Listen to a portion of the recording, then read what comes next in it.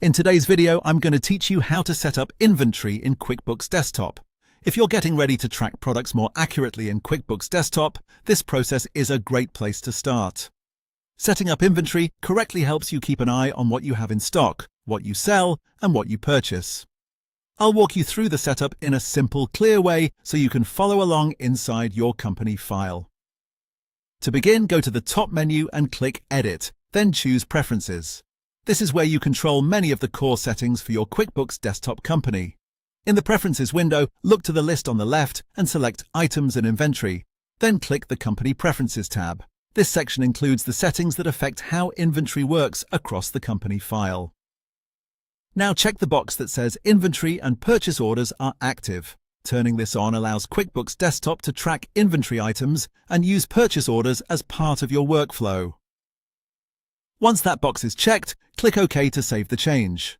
If inventory was not previously enabled, this step is essential before you can create inventory items correctly. Next, go back to the top menu, click Lists, and then choose Item List. This is where all your products, services, and other item types are stored.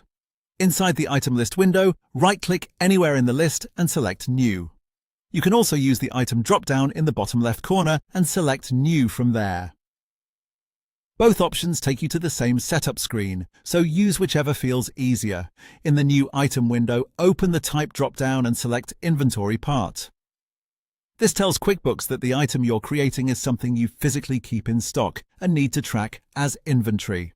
After that, enter an item name or number. Choose something clear and consistent so it's easy to recognize later when creating invoices, sales receipts, or purchase transactions. From there, fill out the relevant purchase, sales, and inventory details. This information helps QuickBooks know how to handle the item when you buy it, sell it, and count it in inventory. Take your time here and make sure the details are accurate, since this will affect reporting and stock tracking going forward. When everything looks good, click OK to save the item. And that's it. Your inventory setup is now in place, and you're ready to start adding and managing inventory items in QuickBooks Desktop.